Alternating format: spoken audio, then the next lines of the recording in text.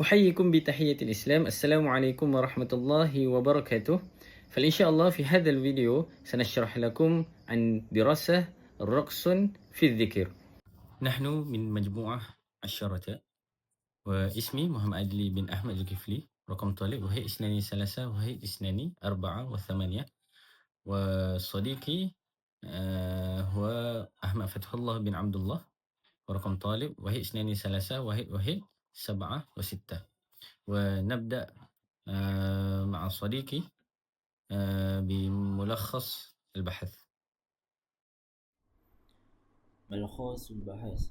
تعد هذه الدراسة مهمة لتحليل ممارسة الذكر المسؤول برقص في طرق الصوفية من حيث أصلها وأهدافها وآراء العلماء حولها.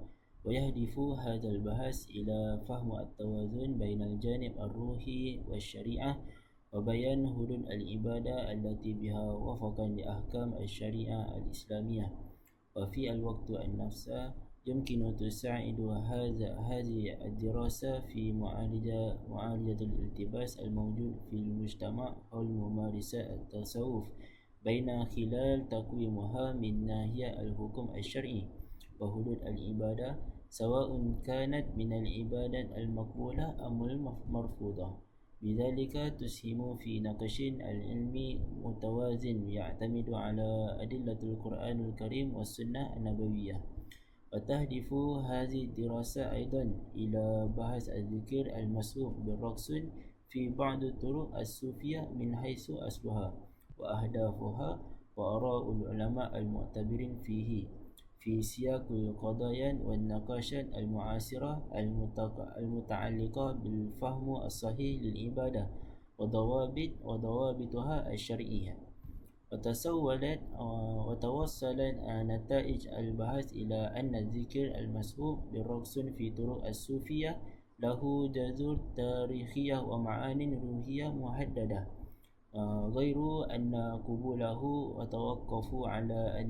وتوقفوا على نية وطريق الأداء ومدى التزامن بالضوابط الشرعية.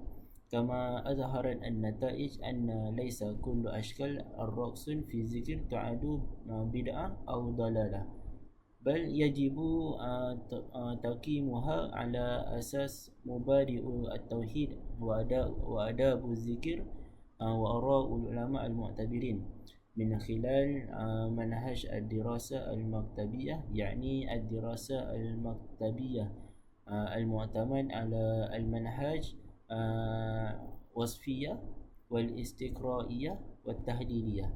لذلك ينبغي أن تؤدى هذه الممارسات الروحية بتوازن مع الالتزام بالشريعة حتى لا تخرج عن تعاليم الإسلام الصحيحة. يعني الكلمة المفتاحية: الذكر، الرقص، الطريقة، المشكلة والمعاصرة. الذكر في اللغة هو فعل تذكر الله تعالى بذكر كلماته، كالمثال أستغفر الله أو الله أكبر، سواء باللسان كالذكر الجهري أو الجلي، أو بالقلب كالذكر السري أو الخفي. والمقصود به تكرار أسماء الله تعالى واستحضار عظمته في القلب. والدليل نريد على الذكر كما قال الله تعالى: الذين يذكرون الله قياما وقعودا وعلى جنوبهم إلى آخر. ويرى الإمام المراغي في تفسيره أن الفرد ذا الإيمان العميق يقضي حياته مداوما على ذكر الله تعالى، ليس باللسان فحسب، بل بالقلب منير ووعي. وهذا الوعي التام برقابة الله المراقبة يدفعهم إلى عدم الغفلة عن ذكره أبدا. أولا، أهمية البحث، يعني الحفاظ على أصالة العبادة في الإسلام، معالجة الالتباس في فهم التصوف والطرق الصوفية، ثم الإسهام في تنمية الجانب الروحي للأمة. وبعد ذلك مشكلة البحث. أولا سوء استخدام مفهوم الذكر في بعض جماعة الطرق الصوفية. الثاني اختلاف آراء وحدوث الالتباس في المجتمع الإسلامي. الثالثا التحديات الروحية في العصر الحديث. ثم أهداف البحث: أولا للدراسة انتقادة العلماء حول ممارسة الذكر مع الرقص بشكل مفرد. والثانيا للدراسة الانحراف عند بعض جماعة الطرق الصوفية في مسألة الذكر مع الرقص بصورة مبالغا فيها. والثالثا للتحليل مناقشة العلماء الراجحين حول حكم شرعي لممارسة الذكر مع الرقص. أما أسئلة البحث: أولا ما انتقادة العلماء المشهورين حول ممارسة الذكر مع الرقص بشكل مفرد؟ والثانيا ما المقصود بالانحراف عند بعض جماعة الطرق الصوفية في مسألة الذكر مع الرقص بشكل مفرد؟ والثالثا ما رأي العلماء الراجح في التحديد الحكم الشرعي لممارسة الذكر مع الرقص؟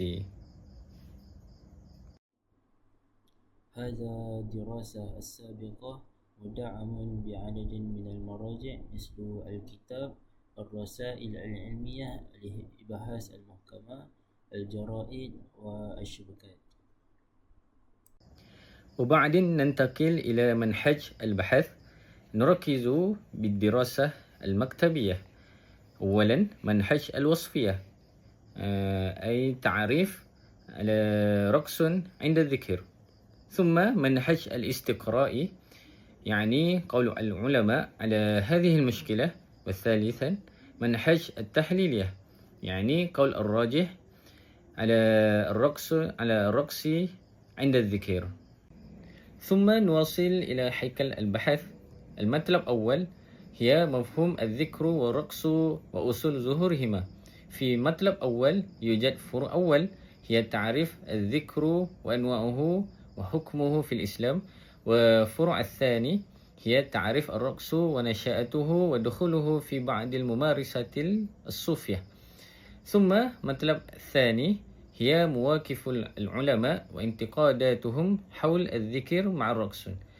وفي مطلب الثاني يوجد فروع أول هي انتقادات العلماء المشهورين حول المبالغة في الذكر مع الرقص. وفروع الثاني هي الانحرافات في بعض الطرق الصوفية المتعلقة بالذكر مع الرقص. وآخر مطلب الثالث هي ترجيح في حكم الذكر مع الرقص. وخلاصة القول أن ذكر الله تعالى يطلب فيه الهدوء والاحترام، ولا يشرع أن يكون مع رقص أو حركة كثيرة مقصودة، لأن ذلك لم يعرف عن النبي صلى الله عليه وسلم ولا عن أصحابه، ورآه أكثر العلماء أمرا غير مناسب للعبادة. وأما الحركة الخفيفة التي تخرج من الإنسان دون قصد بسبب تأثره بالذكر فقد أجازها بعض العلماء ما دامت بسيطة ولا تشابه اللعب أو اللهو. ولهذا الرأي الأقرب للصواب هو أن يكون الذكر بهدوء والطمأنينة بعيدا عن الرقص والحركات التي تغير الذكر ومعناه.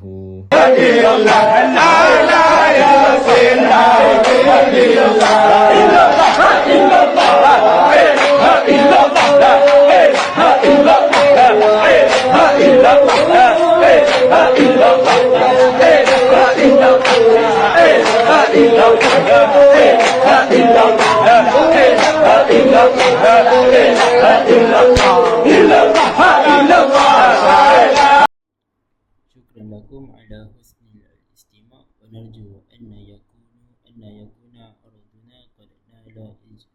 إجابكم. السلام عليكم ورحمة الله وبركاته.